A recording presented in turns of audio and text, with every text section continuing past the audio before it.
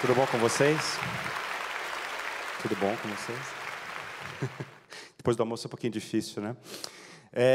Bom, em primeiro lugar, eu queria agradecer ao Flávio Tavares, a toda a equipe do Instituto Parar e a todos os organizadores do evento pelo lindo convite que fizeram para eu vir trocar ideias aqui com vocês. E espero que vocês estejam gostando tanto desse evento como eu estou. É muito legal, muito interessante conhecer as iniciativas, as pessoas e as ideias.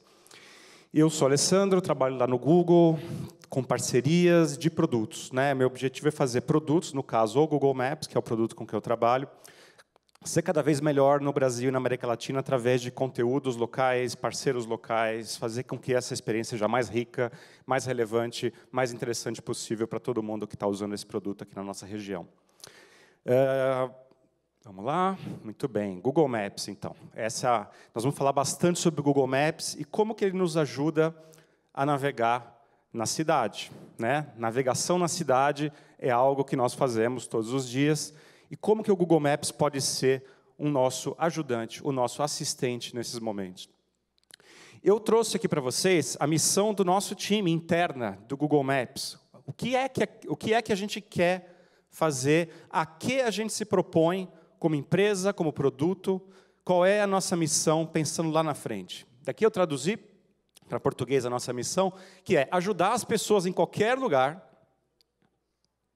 enquanto elas navegam no mundo real, exploram-no e fazem de tudo no mundo real. Então, as pessoas estão no mundo real, elas estão navegando, elas estão se movimentando, elas estão fazendo coisas e elas estão descobrindo coisas no mundo real. E nós queremos que o Google Maps ajude as pessoas em todas essas etapas. Em todas essas etapas. Em outras palavras, a gente poderia dizer que o Google Maps é o aplicativo que te coloca no mundo real, né? É um aplicativo online que te coloca no offline, porque é no offline que acontecem as coisas. Então, a gente falou mais cedo, eu ouvi algumas palestras sobre a conectividade, as pessoas usando muito o celular, tempo demais, não interagem mais com outras pessoas, não conversam, né? Então, de alguma forma, o Google Maps ele procura ajudar no sentido oposto. Ele procura ajudar você a usar uma ferramenta de uma forma simples e rápida, mas para você ir ao mundo offline, ir ao mundo real e poder resolver coisas no mundo real. O mundo real é onde a gente vive. O mundo real é onde acontecem os nossos sonhos, é onde existem os nossos interesses, é onde está a nossa família, é onde estão nossos amigos, o nosso trabalho. A gente precisa ir para lá e para cá para fazer as coisas acontecerem, né? A gente tem vontades, emoções, isso tudo está acontecendo a cada momento e a gente quer que o Google Maps seja o companheiro nesses momentos. Aqui algumas estatísticas bem rápidas, né, que mostram para a gente como essa missão é nobre e como essa missão é importante, como é grande a oportunidade, o mercado e a quantidade de pessoas usando ferramentas desse tipo em todos os momentos, porque elas usam todos os dias. Nós nos movimentamos todos os dias. Nós temos mais de 1 bilhão de usuários ativos por mês no Google Maps, são dados mundiais esses, né? Então, um contingente absolutamente enorme de pessoas usando. Cada dia, 1 bilhão de quilômetros são percorridos com a navegação do Google Maps, né? O Google Maps auxiliando as pessoas a irem do ponto A para o ponto B. Nós temos mais de 20 milhões de contribuições diárias ao Google Maps, pessoas que identificam omissões, incorreções, atualizações, e elas reportam para o Google Maps para fazer com que o mapa seja cada vez mais preciso. Aliás, não existe mapa 100% perfeito. O mapa 100% perfeito, por si só, é uma abstração. O mapa nasce imperfeito e ele é atualizado ao longo do tempo. E nós temos mais de 2 milhões de parceiros usando as APIs do Google Maps, ou seja, conectando a experiência do Google Maps no seu próprio site, no seu próprio aplicativo, nas suas próprias soluções. Então, são números grandiosos. O Google Maps é uma ferramenta que acaba sendo usada bastante, acredito que por vocês também. Vamos separar essas 3 coisas da missão que eu mencionei lá atrás e falar um pouquinho mais, aprofundar um pouquinho mais sobre cada uma delas. O primeiro, mapeando o mundo real, o nosso mundo real, onde as coisas acontecem, ajudando depois a explorar esse mundo real e ajudar a fazer de tudo nesse mundo real. Sobre mapear o mundo real, a gente começa com o mapa, né? Vocês devem estar acostumados com esse mapa. Isso aqui é o mapa de São Paulo, lá do centro, né? Esse mapa já mudou de cara algumas vezes, certamente vai continuar mudando, e ele tem muitas informações. Vocês já pararam para pensar como que essas informações aparecem no Google Maps? Alguém já teve essa curiosidade aqui? Nunca, ninguém teve essa curiosidade. Funciona, eu não preciso me preocupar. Ah, teve um, que bom. 2, tem alguns, muito bem. Como que essas informações aparecem no Google Maps? Né? Como eu trabalho no Google, muitas vezes as pessoas chegam para mim e falam, deve ter um algoritmo aí que coloca todas essas informações, um robô, um autômato, um Android, alguma coisa que vai colocando essas informações no mapa. E vocês talvez se espantassem em saber que tem muita gente trabalhando, né, por trás da cortina para fazer com que as informações que você vê no mapa estejam as mais corretas possível. Tenho certeza que muitas vezes vocês se deparam com informações incorretas no mapa, como eu disse, nenhum mapa é 100% perfeito, e ficam pensando, como que eu corrijo isso, como que eu ajudo, por que as pessoas não viram isso? E muitas vezes, vocês podem até levar isso para mim, agora que vocês me conhecem, falar, Alessandro, tem um problema lá no mapa, você pode me ajudar? A gente, com todo prazer, vai ajudar a consertar, porque o nosso interesse também é que o mapa esteja cada vez mais correto. Agora, é uma combinação de coisas, né?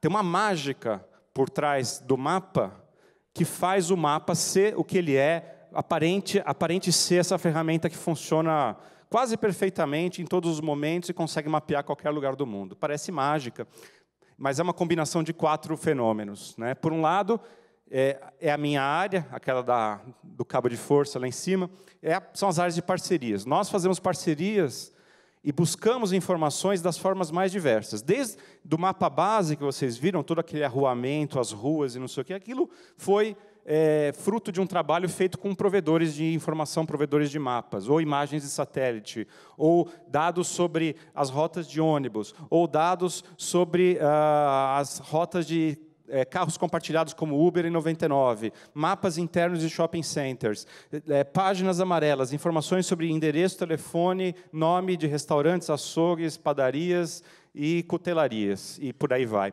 Todas essas informações são fruto muitas vezes de parcerias que a gente faz, o nosso time faz, para ir atrás e fazer com que essa experiência seja a mais relevante possível, para que apareça exatamente a informação que você quer no mapa. Mas essa é uma das frentes. Nós temos outras também, muito auxiliadas por exemplo, algoritmos, que é a segunda imagem lá, detecção automática de imagens, né? Então, vocês sabem que a gente tem, com o Street View, por exemplo, na verdade, o Street View aqui embaixo, com o Street View a gente consegue analisar as imagens que a gente capturou do Street View e com isso enriquece o nosso mapa. A gente sabe se uma determinada rua tem uma faixa, 2 faixas de rolamento, se ela é mão para cá, se ela é mão para lá, se ela está fechada, se ela está aberta, se ela tem ciclovia, se tem um negócio na esquina, se tem uma padaria, qual é o telefone dessa padaria, qual é o número, qual é a posição correta na...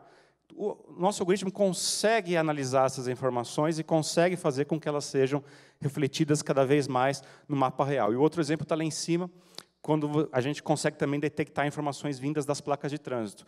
Limite de velocidade, proibido ultrapassar, proibido virar à esquerda, proibido virar à direita, proibido retornar, etc. São informações que a gente consegue captar. É algo que está melhorando muito, né? Algo que é mais recente, mas é algo que a gente tem feito cada vez mais, porque imagina o exército de pessoas que a gente teria que ter para mapear o mundo inteiro, né? Então, com algoritmos como esses, a gente consegue dar um componente de velocidade, de muita precisão para esse mapeamento hercúleo do mundo. E, por último, também, não menos importante, as contribuições de usuários. Pessoas entrando, porque lugares onde a máquina não chega, digamos, as pessoas podem colaborar. E o Google Maps tem um histórico, uma tradição muito grande de colaboração de pessoas, né? Nós temos programas como os Local Guides, qualquer um de vocês pode ser um Local Guide, ganha uma estrelinha lá no Google Maps, e tem diversos benefícios quanto mais você contribui com o Google Maps. Então, é esse ecossistema que faz com que a mágica aconteça. E a gente vai melhorando isso com o passar do tempo, né? A gente vai colocando algumas coisas novas e interessantes que visam a melhorar a sua experiência, melhorar a sua percepção e ajudar você no mundo real. Então, aqui está meio ruim de ver na tela, mas vocês já devem ter visto isso por aí, nesse exemplo do Mercadão, aqui de São Paulo, né? Quais são os horários de pico, né? Então, aqui a gente consegue ver que lá pelas 11 da manhã, que é um horário que tem bastante movimento, depois à 1 da tarde, e que as pessoas costumam ficar entre meia hora e 1h30 no Mercadão. Então, com isso, você consegue, se você tiver essa flexibilidade, até programar o melhor horário para você ir no Mercadão, ou numa loja, ou num cinema, ou num estádio, ou em qualquer lugar. Né? A gente consegue essas informações muito com algoritmos também. De alguma forma, a gente consegue ver, de uma forma anonimizada, claro, qual é o movimento de pessoas em cada lugar durante o dia. Um outro exemplo é esse aqui, né, que a gente tem aqui do lado. Nessa rota que foi traçada, está um pouco difícil de ver também, mas tem um E escrito difícil. Talvez vocês já tenham visto isso por aí, ou fácil, ou médio. Né? Isso se refere ao estacionamento. A gente sabe que em volta do MASP, nesse caso, o estacionamento naquele momento estava difícil. Como que a gente sabe isso? A gente detecta pessoas indo para aquela região e quando chegam naquela região, rodando por um certo tempo, em locais, em ruas paralelas, em ruas próximas ali, essas pessoas fazendo esses trajetos de meio que procurar vaga para estacionar. E quanto mais isso acontece, mais a gente diz que aquele local está com estacionamento difícil, ou se fosse o contrário, obviamente, o estacionamento fácil. Então, vejam como a informação, usada de uma forma inteligente e esperta, pode ser útil para você resolver o seu problema e, de repente, nesse caso aqui, você pode tomar uma decisão, eu não vou de carro, então, eu vou de metrô, eu vou de bicicleta, eu vou de carro privado, compartilhado, etc. Ou eu vou de carro, mas eu vou 1 quilômetro antes de chegar, ou 500 metros, eu vou já parar no estacionamento pago, enfim. Você pode tomar a decisão que seja melhor para você. Mais exemplos, esses aqui também bem conhecidos já, mas só para reforçar, né, toda a integração que a gente tem com linhas de ônibus, né, aqui no caso, uma parceria com a SP Trans e com outras empresas que nos ajudam a medir a posição dos ônibus em tempo real e também fazer com que você tome a melhor decisão sobre o meio de transporte que você vai tomar. No caso do ônibus, você pode saber se você vai esperar 4 minutos por um ônibus que te serve ou se é melhor esperar 2 minutos a mais pelo outro ônibus que vai te deixar mais perto. Com esse tipo de informação que a gente também vai melhorando continuamente, a gente também quer ajudar você a se movimentar, não importando qual é o meio de transporte que você quer usar. E bicicleta, no caso de bicicleta, entre outras informações, a gente mostra a topografia. Né? Para quem anda de bicicleta sabe que isso é muito importante numa cidade como São Paulo, que não é exatamente plana em todos os lugares. Se o seu trajeto vai envolver muitas subidas e descidas, ou se ele vai ser mais plano também. Indo mais além, a gente quer ajudar vocês, as pessoas, com eventos também. Quando vai acontecer um evento importante na sua cidade, a gente quer também ser o assistente que vai te ajudar com isso e vai te ajudar a tomar a melhor decisão. Então, no caso do Carnaval, já pelo 2º ano consecutivo, aqui em São Paulo e no Rio também, a gente tem colocado as informações dos bloquinhos, dos desfiles, no Google Maps, mostrando quais são as ruas que vão ser fechadas e quais são as informações daquele desfile, daquele evento, e como você pode fazer para participar. Então, o Carnaval é um de vários outros exemplos que a gente tem com essa presença no Google Maps. Né? A gente tem exemplos com maratonas, com vários outros tipos de eventos de rua que acabam afetando e influenciando o que ocorre na cidade. Pensando na linha de ajudar você a explorar a cidade cada vez melhor, a gente também tem várias iniciativas.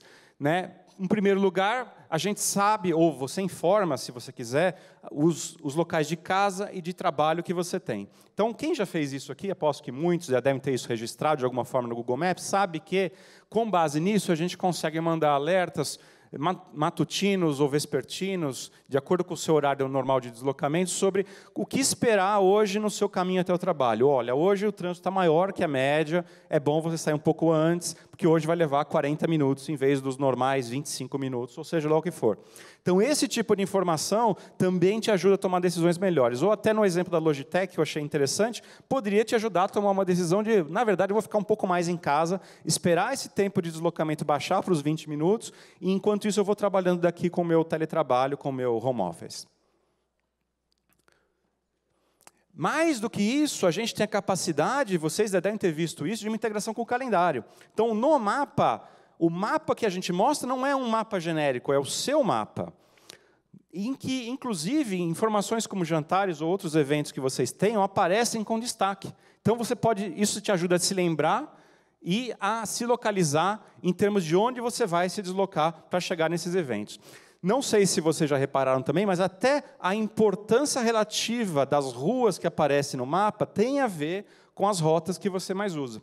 Então, cada mapa que a gente mostra é um mapa individual, customizado, só para você, com as informações que a gente julga serem as mais relevantes para você, que vão ajudar você mais no seu dia a dia. Esse é o seu mundo que a gente ajuda a explorar. Um lançamento recente aqui, também bem na linha, bem específico aqui de São Paulo, né? O rodízio, que é uma informação relevante. Hoje você já consegue colocar também a sua placa e, com isso, o Google Maps pode tomar decisões sobre, olha, você está numa zona de rodízio hoje, então toma cuidado com o horário para não desrespeitar a regulamentação. O último pilar é fazer de tudo na cidade. Então, você chegou no lugar, eu consegui customizar o meu mapa para que ele seja um mapa mais agradável, mais útil para você. E como que eu te ajudo a cumprir tarefas, a fazer mais a partir daí? Tem algumas iniciativas novas, essa é uma área bem emergente para nós, mas algumas iniciativas novas no sentido de te ajudar, por exemplo, a agendar compromissos com empresas. Então, a gente tem um exemplo clássico aqui do salão de beleza, da barbearia, né? Cuidados com o cabelo, com a barba, etc. Então, hoje a gente já tem milhares de salões de beleza e barbearia e afins integrados com o Google Maps, de forma que, quando você procura o nome do salão, aparece o botão ali, que está um pouco apagado, mas verificar horários, e você clicando ali, você vai para uma experiência integrada com esse salão de beleza, no caso, em que você pode buscar o melhor dia, buscar o melhor horário, buscar o melhor tipo de serviço, que tipo exatamente de corte ou de tratamento você vai querer fazer ali. A gente já tem isso com o salão de beleza, a gente já tem isso também com milhares de restaurantes, sendo possível agendar mesas e reservar mesas nesses restaurantes, de acordo com o tamanho da sua turma, e a gente está migrando para novas verticais, ou seja, áreas, outros tipos de negócios, em que a gente pretende também melhorar a experiência de completar uma tarefa, para que você saia e vá experimentar a experiência do mundo real da forma mais fácil e rápida possível. Outro exemplo que a gente tem, a integração com os aplicativos de transporte privado, né? Dentro do Google Maps também, uma aba em que você pode também agendar e buscar e contratar diretamente esses serviços através do Google Maps, pedir seu carro através do Google Maps. Tudo isso, eu estou falando muito do aplicativo Google Maps, mas no Google, principalmente, nós no Google pensamos de uma forma mais multiplataforma, né? Não importa tanto se você, para consultar essas informações, vai estar usando o Google Maps ou uma outra ferramenta do Google. Na verdade, muitas dessas informações elas já aparecem em outros lugares do Google. Você pode estar fazendo uma busca normal e você vai ter a mesma informação. Você pode estar usando um relógio e vai ter uma notificação similar. No celular, uma notificação, etc. Não importa onde vai aparecer, importa que isso vai te ajudar de alguma forma. E com isso, a gente entra no mundo do Google Assistente, que é uma novidade grande da gente, uma área, se vocês acompanham o Google, em que a gente tem investido muito, que basicamente é a crença numa nova forma de interagir com as máquinas, com os sistemas, uma forma mais humana, mais conversacional, mais fácil, mais interessante, mais interativa. O Google Assistente, ele é a evolução da forma de interação com as máquinas, né? Nesse gráfico que eu estou mostrando aqui, a gente vê um pouco dessa evolução lá nos primórdios da internet a lenha, né? Lá no comecinho, anos 2000 por aí, a interação era sempre com o clique. Você vai e clica, você vai e clica, você seleciona as coisas clicando. Isso evoluiu para o toque, né? O iPhone foi um precursor, mas daí depois toda a indústria entrando com os smartphones por toque. Então hoje a gente tem essa coisa de falar que as crianças já nascem tocando, né? Porque elas aprendem rápido que a forma de interação é o toque. Mas a gente acredita que a gente vai além. E a inteligência artificial, ela é mais facilmente consumida através da fala. Porque justamente por ser inteligência artificial, você quer tratá-la como um semelhante, você quer conversar com ela e ela é capaz de te entender e responder na mesma moeda e na mesma medida, como se fosse quase um assistente humano. Na era da inteligência artificial, a gente tem a fala como a interface primária da tecnologia. E esses são os números que eu estou mostrando aqui, que já mostram uma tendência muito grande disso acontecer, né? Então, nos Estados Unidos, 20% das buscas no celular já são feitas por voz, e é um número que cresce, cresce, cresce. E aí vocês têm outras estatísticas mostrando como essa forma de interação está crescendo. Basta olhar no WhatsApp, no próprio WhatsApp, como as pessoas cada vez mais preferem falar em vez de digitar. Então, parece que a fala é algo que atrai as pessoas e as deixa motivadas a interagir. Além disso, além da gente poder usar a fala, a tecnologia hoje, ela ficou mais intuitiva e natural. Então, quando eu declaro uma intenção, por exemplo, como está o clima em São Paulo hoje, a análise semântica do que está sendo dito avançou muito. E hoje eu consigo separar essa pergunta nos quadradinhos que são importantes para eu poder dar uma resposta. Então, o computador é capaz de entender essa pergunta e separar. Bom, a pessoa está perguntando do clima em São Paulo, que é uma cidade, hoje, na data de hoje, e além disso eu sei que essa pessoa está num lugar onde se mede com graus Celsius e não com grau Fahrenheit, por exemplo. E eu pego esses quatro pedaços de informação e transformo numa resposta exatamente à pergunta que você fez. Essas formas de interação vão estar cada vez mais presentes nas nossas vidas, não somente no celular, mas em relógios, no carro e nos dispositivos de casa que vão ser capazes cada vez mais de falar com a gente. Esses dispositivos, estando em casa ou estando na rua, vão ser capazes de, como eu falei lá no começo, de uma forma online, simples, intuitiva e natural, nos ajudar a resolver todos os nossos sonhos e paixões no mundo real. Muito obrigado.